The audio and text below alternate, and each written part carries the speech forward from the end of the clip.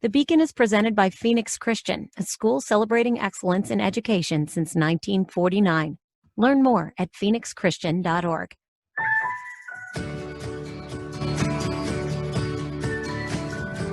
Hey, well, welcome back to The Beacon, sponsored by Phoenix Christian, aired on 960 The Patriot. If you are just catching the program today, we want you to know that you've tuned into a very good and interesting topic for today's show. We are welcoming as our guest Jason Bedrick of EdChoice. And Jason, I want to thank you again for being on the program today. Really appreciate it. Appreciate you having me. Yeah. And so, Jeff, as we turn the corner in this second segment, set us up. And we want to talk about something that Jason mentioned in segment one, which is that without opportunities that now exist, there would be families who would just be sort of mathematically or geographically eliminated from educational opportunities that they wouldn't otherwise have, apart from the choice that's provided through, things like the empowerment scholarship or by, tuition scholarships that are made available through tax credits. Why don't you take it from there? You bet. I'd love to do that with great honor and pleasure. I've had a front row seat here at the school for about 25 years. And one of the things that I've noticed is that there's really been a revolution in private education, specifically from my vantage point for Christian education, that there was a season here at the school where really the school was dominantly available to families who were well situated to make the tuition payments, or families that were really in a position to make some serious sacrifices to put their children here. What's happened is still there's families making sacrifice and still families that have the capacity, but the doors of the school have been more widely opened and more broadly open to students who would never have the opportunity to be here. And Jason, I'd like to affirm you that I've sat in the back of the room at several presentations that you've made to school leaders regarding what's happened in the courts, what's happening in the legislatures, to make this opportunity, this opportunity for justice, which is a term we're using a lot recently, more widely available to more students and families. And I'd love to let you speak to that. Absolutely, man. As I was saying before, I do think it is a matter of justice that families have these options.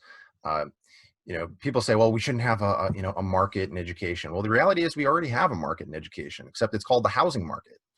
And it just doesn't make sense that you're going to tie a child's educational opportunities to the type of home that his or her parents are able to afford. So the promise of public education is that every child gets access to a high quality education that meets his or her individual learning needs. That's the promise. It is not best fulfilled in a one-size-fits-most system. It's best fulfilled in a system where parents are empowered to choose the learning environment that works best for their particular kids. And this is one thing that we know, that all children are different. I have 5 of my own, and they're even the oldest are twins, and they're the two most different in the family. But kids learn differently. They learn better in different environments. And that's why we need educational choice. So the families are empowered to put their children in the environment that's the right fit. So speak to it. One of the things that I've noticed here in terms of what the school is able to provide, I'm thinking specifically right now of our autistic students that were specifically I'm thinking of the families that we serve. The vast majority of the autistic students' families that we serve are benefits of the ESA opportunities. And one of the things, even during the COVID environment, we shifted gears quick and paid a lot of individualized attention to those students that I'm not sure they would have received in other educational environments. And I use that principle and then more broadly apply it to a lot of the other families that we're serving. We serve a lot of single parent households, and the individualized, unique opportunity and investment that we're able to give each student. I know students don't have that opportunity in other places, and we're really about life change. And I want to hold that and partner it with your affirmation of justice, that we're able to give through the principles of educational freedom. We're able to give and support kids in unique ways in this state. And I think that cannot be emphasized enough. Absolutely. And you mentioned students with special needs. Originally, the ESA program was only available to students with special needs. And Jonathan Butcher, who was then with the Goldwater Institute, and I conducted a survey of families participating in the ESA program in the first year. And what we found was that uh, all of them said that they were either somewhat or very satisfied with the education they were able to provide their child using the ESA, whereas fewer than half of them had been satisfied with the public school that they had previously had their child enrolled in. The most interesting thing, though, is when we broke it down by income, it was the lowest income families that said they were least satisfied with their experience in the public school system. And they were the ones that were most likely to say that they were very satisfied with the education that they were able to provide for their child with the ESA system. So educational freedom, educational choice, it empowers most the least among us, which I think makes, that's why I do believe it is a matter of justice. It's one thing to give them a guarantee, and I know that the public school people working in the public school system, they do it because they love children. They're doing their best. They're really trying, and it's very difficult. But when parents know that they have an exit option, that they're able to take their money and leave and go somewhere else that serves their child better, it actually improves the public system too. It means that they have to make the changes necessary to meet these families' needs. So it gives them the immediate escape hatch to find a system that works better for them, but it also empowers them in that system, because if they have the ability to leave, if they have the ability to exercise choice, then their voice is actually stronger. Well, let me just jump here too, and let me affirm that the Beacon, Phoenix Christian are proud supporters of public education. Yeah. 2 minutes. And we stand proudly with our public school counterparts. But I wonder if you could speak to, there's concern sometimes through ESA or through the STO programs that we're unfairly taking money from the public sector. And I wonder if you could speak to that as well. Well, it doesn't belong to any system. This is about kids, not buildings, right? So the promise of public education is that every child gets access to a high quality education, not that one particular system is going to get access to all of those funds. And look, I've heard the concerns before. If families are allowed to leave, then the parents that are most concerned with education are going to leave, and it's going to be the families that are least concerned with education that remain the hardest to teach kids, and they're going to have less money to do it. That was a concern decades ago, but we now have decades of experience that shows actually that's not how things work out. There are 27 studies of the effect of school choice on the public school system. 25 of them find small but statistically significant positive effects on the way that public schools operate after the introduction of a choice program. One finds no difference, one finds a small negative difference. And in Arizona, we have on the NAEP, the National Assessment of Educational Progress, which is like the nation's report card, we are the fastest improving state in the nation. Our gains from 2005 to 2017 were about double the national average. Well, hey, you're listening to Jason Bedrick, Director of Policy for EdChoice. And come on back in this next segment when we translate this information into real-life stories. The Beacon is made possible by Phoenix Christian and listeners like you.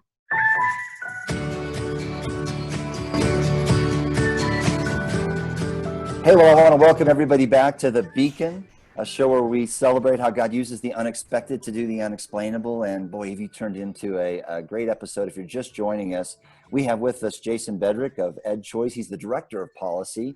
Also in the program, Jeff Blake, Superintendent of Phoenix Christian. We're thankful to Phoenix Christian for sponsoring the Beacon.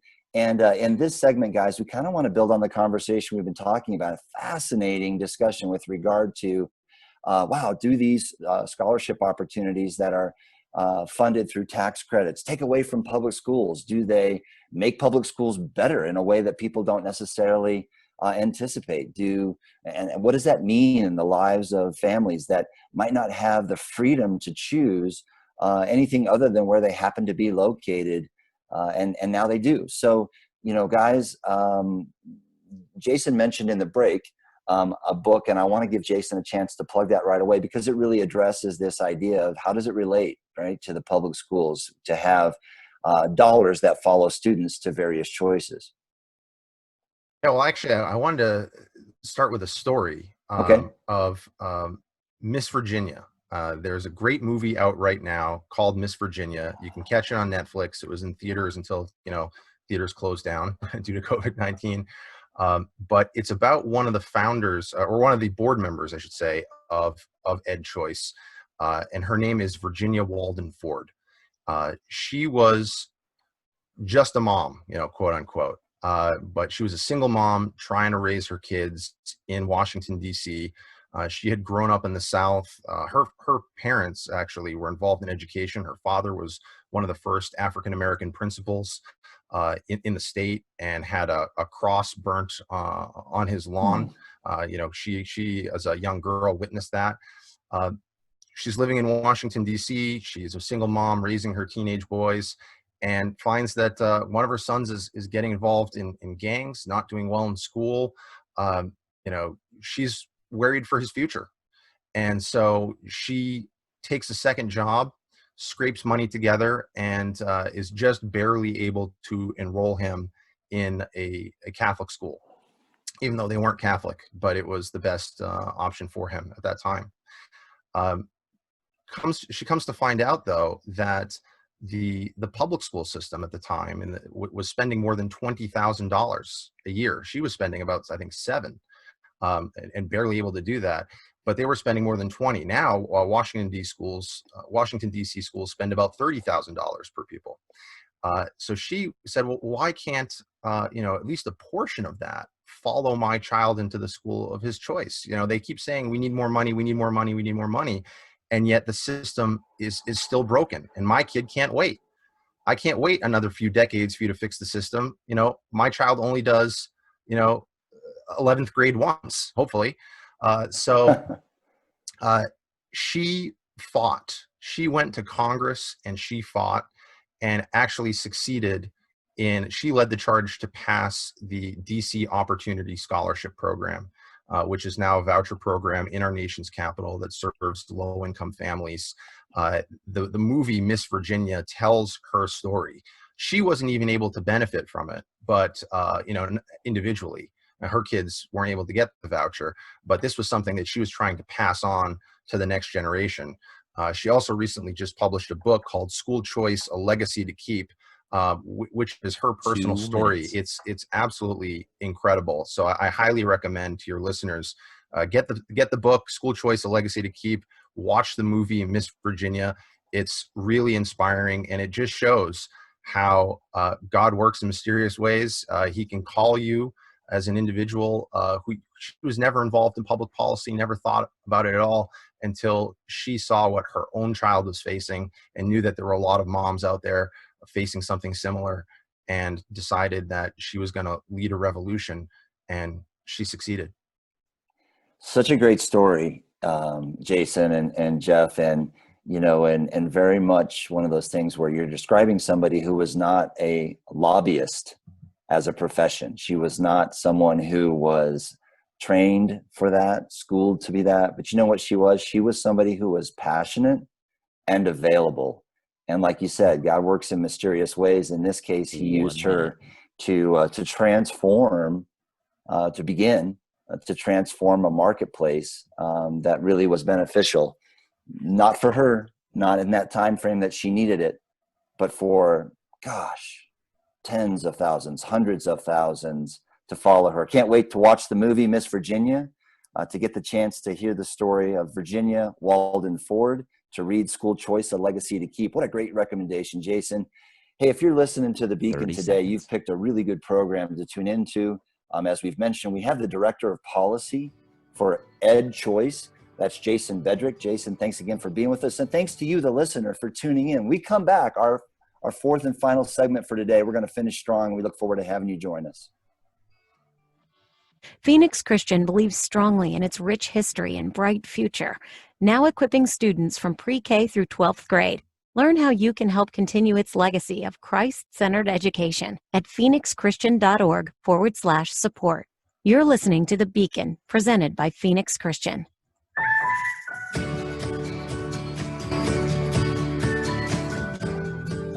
Hey, all right. Well, welcome back to The Beacon. We want to give a quick shout out to 960 The Patriot, who airs our program. We want to recognize and appreciate those who make our program possible. We thank them, and also to our primary sponsor, Phoenix Christian. Jeff, we're grateful for the sponsorship that occurs through Phoenix Christian and for the opportunity to collaborate as we celebrate ways in which God uses the unexpected to do the unexplainable each and every week. Man, if you have picked up this podcast or tuned into the radio station for this week's program, you have picked a very fascinating and timely, interesting topic. As we welcome Jason Bedrick, the Director of Policy for EdChoice. Jason, thank you again for being on the program today. Thanks again for having me. You know, the last segment we heard about Miss Virginia, and I confess that was a new story for me, and I can't wait to dial it up on Netflix and watch the Miss Virginia movie. I'm very interested in the book that you mentioned, School Choice, A Legacy to Keep, that was authored by the same person. And it occurs to me that in today's climate, there's an opportunity for many of us to in essence, be a contemporary of Miss Virginia, to take an example from somebody who, again, was not necessarily trained or equipped in any special way for the role that she played, other than she was passionate. She cared enough to do something, and she was available. And man, look at how, as you mentioned, God works in mysterious ways. She was used in the nation's capital to create and bring about the first ever program by which dollars really follow the student. At least the first ever in Washington, D.C. Okay, that's sure. for sure. Yeah. Yeah. But yeah, I mean, actually, school choice in this country dates back. The idea was proposed by Thomas Paine, writing in Rights of Man back in the 1790s. John Stuart Mill in the 1800s. The first two school choice programs actually were enacted in the 1860s and 70s in Maine and Vermont. So there's a long history, but in the modern history, the first voucher program in the modern era was the 1990s in Milwaukee. And that was pushed by civil rights activist Howard Fuller. And it was an alliance between African-American families that were trying to do right by their kids, and most of them politically on the left, and a governor and speaker. Tommy Thompson was the governor, and Scott Jensen was the Speaker of the House at the time, who were both Republicans. The two sides came together, and they were able to pass the first modern voucher program in Milwaukee. And since then, there are now about 30 states plus DC that have some form of private school choice option. Most of these programs are relatively small, limited either just to students with special needs or to very low-income families. But there are many, like Arizona, that have expanded beyond that. Arizona, of course, though, is one of the top three, along with Florida and Indiana for school choice. Arizona has been an absolute pioneer, and it's a real blessing to live here in the state that affords just so many opportunities for families. Well, and something that we shouldn't take for granted. I think those of us who are in Arizona, have been in Arizona, haven't done the research that you've done, are really grateful, but I'm not sure we always realize how fragile the opportunity is. And, it was very recent that there was a significant decision reached in the Supreme Court that could have had major consequence, and did, in a positive light for school choice. Would you speak to that briefly and give us and our listeners an update on just exactly what transpired if they missed it? Sure. This is the Espinoza v. Montana decision. And Montana has a tax credit scholarship program very similar to the one we have here in Arizona. The difference is that their state Supreme Court struck it down under their state's Blaine Amendment. Now, just to back up a little bit, what is a Blaine Amendment? Also known as a no-aid clause. There was a politician, James Blaine. He was a senator from the state of Maine in the late 1800s, who was a nativist. He was very anti-Catholic. I mean, this is the era of the know-nothings. There was a lot of concerns among the Protestant establishment about what Catholics would bring, Romanism and rebellion with them. So he tried to get an amendment to the U.S. Constitution that said that no money, no public funds can go to sectarian schools. Now, sectarian meant wink, wink, nudge, nudge, Catholic. In those days, the public schools were essentially non-denominational Protestant. They taught the Bible, but of course it was the Protestant version of the Bible. They led students in prayer, but of course it was Protestant prayers. And so Catholics said, look, you've got your Protestant schools. They're publicly funded with our tax dollars. The tax dollars should also go to our Catholic schools. But they said, the establishment essentially said, no, no, no, no.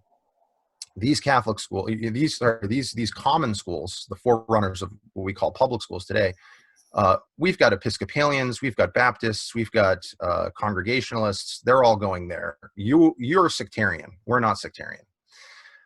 So fast forward more than 100 years, you have basically the same situation where you have these secular public schools and they're paid for by tax dollars. And then there are Catholics and Christians and Jews and Muslims who say, well, look, we're funding the secular school system with our dollars, and they should also flow into, follow our children to our schools. And the Montana Supreme Court struck down the program under that amendment. Oh, I should say the federal amendment failed, but about 40 states adopted it in their state constitutions. Well, the U.S. Supreme Court just ruled that essentially they didn't strike down the Blaine amendments, but they essentially rendered them impotent because they said, look, a state does not have to fund private education, but if it does, it can't discriminate on the basis of religion. If you have an institution or an individual that is otherwise eligible for some sort of public aid, and the only reason that they are not allowed to access that program is because of their religious status, that violates the First Amendment of the U.S. Constitution, the Free Exercise Clause. So if you're going to have a school choice program, the U.S. Supreme Court said you cannot exclude religious schools. It's discrimination. Well, significant and important. And so, you know, I appreciate the fact that Jason, you and the organization that you represent are into the details of the history of this, the present of it. And, you know, so families like mine and many others that may be tuning in today have some opportunities we wouldn't have otherwise. So on behalf of all of us that are on the surface of that don't drill down as deep as you, I really want to say thank you to you and to the EdChoice organizations like that. You mentioned one during one of our breaks called Love Your School that, you know, provides some opportunities. We're just really grateful. So thank you. Sure. Yeah. I mean, the next generation of Virginia Walden Fords, some of them are right here in Arizona. So there's an ESA mom named Jenny Clark. She started a group called Love Your School. You can find them at loveyourschool.org. And what her group does is they support all options: public, private, charter, homeschool, micro school, what have you. And so if you go to her website, you will find information about all the different programs that are available in the state, whether or not you're eligible, how you can apply. You can also find out about all the different educational options in your area. So I definitely encourage people to go to loveyourschool.org. And then there was another woman I met a few months ago at a micro school rally at the Capitol. Her name is Kayla Svedin. She's a mom who has several special needs children. She's a woman of color. When I met her, you know, she had purple hair, and I said, "Oh, I've got to." I was interviewing people. I said, "I've got to interview the woman who's got the purple hair, right, and a big yellow shirt that says I Heart ESAs." And she, at that time, was in the process of starting an organization called Empowered Arizona Families. Their website is empoweredazfamilies.com, and she's more of an activist, right? She was sick and tired of people in the media bashing the program that benefited her own children. And she said, you know, that's it. I'm tired of these news stories that constantly cite activists who are opposed to school choice, or, you know, they cite politicians, but they never actually talk to ESA moms. And she said, that's it. Nothing about us without us. I'm going to start this group. And so she is leading, a grassroots army of volunteers who are working to defend and advance educational choice and liberty in this state. So again, that's empoweredazfamilies.com. And just both those, Jenny and Kayla, they really inspire me. And while I'm at it, I'll pitch our own website, edchoice.org, edchoice.org. You can find a wealth of information about school choice programs here in the state and all around the country. We compile all of the research, and we just have, whatever the latest and greatest developments are, we're talking about it. We also have a podcast where we interview policymakers, grassroots activists, researchers, and academics. And so if you're interested in getting yourself informed on school choice, that's one of the best places to do it, edchoice.org. Well, fantastic. Jason, again, I just can't thank you enough for the time you've invested with us this morning, for the wealth of knowledge that you've shared. It's really clear as we come to the kind of close of our program that we could build a bank of programs and still never, really get into the understanding and the information that we could get from you. So please don't fall out of your chair if Jeff or I contact you again to join us, because we're just really, really grateful for the work you do, for the knowledge that you share, for the way that you share it, so that folks like us, somebody like me, you put it on the bottom shelf and I can understand. And so I'm really grateful for that, and just grateful for the work that you are personally doing and for that of the organization. All those links that you mentioned will be listed together with the podcast entries, so people should be able to find them easily. And we're just really grateful. Great. So thank you again for being here. Great. My pleasure. I really appreciate you giving me the time to talk about this really important issue. Yeah, you bet. So Jeff, as we turn the corner here, we'd like to know a little bit more about what's on the forefront for Phoenix Christian, how these things relate, and how the decisions that you're facing today are important in this COVID era. Yeah, and I want to thank and affirm Jason and individuals like him in our community, that the thinkers and the policy shapers. And Jason, as you've been sharing the entire time, I've been thinking about one specific family that we serve who were on the streets, who originally came to Phoenix Christian. Here's a family that was living in government housing. They were in a really difficult place. They came to the school through ESA funding. This last year, they've made the transition to STO funding to support and provide for their children. And thanks to policy shapers like you, families like that, their lives are being changed. One of the things that happens every day at Phoenix Christian is a school of no majority, a beautiful, diverse fabric of students walk on this campus, learn to live together, learn to love each other. And again, that's all held against the backdrop of some of the racial unrest that we're navigating as a country. And every day the students face a real live living curriculum of learning to love together and live together and respect each other. That goes on every single day here at Phoenix Christian. And I want the listener to know we are COVID ready, and that we have a plan and intention to return to on-campus instruction August the 20th. We've got a kickoff for our new families and students on the 17th and 18th of August. And I want to emphasize that we are ready for on-campus instruction, but should circumstances dictate otherwise for distance learning, we are ready and prepared. We learned a lot in the spring. The teachers did an incredible job, but we learned a lot and we're moving forward. I want to invite the listener, if they're interested, on Thursday, July 16th, we have an open house that morning, and you can learn more about it at phoenixchristian.org. Well, thank you to everyone. Thank you to the listeners, especially for tuning in. Jason for being our guest, to Jeff and Phoenix Christian for being the sponsor, to 960 The Patriot for the work that you do to get us on the air, and to our faithful assistant, Miriam Murray. Thank you all. God bless you. Have an amazing day, and we will catch you on the next issue or next episode of The Beacon.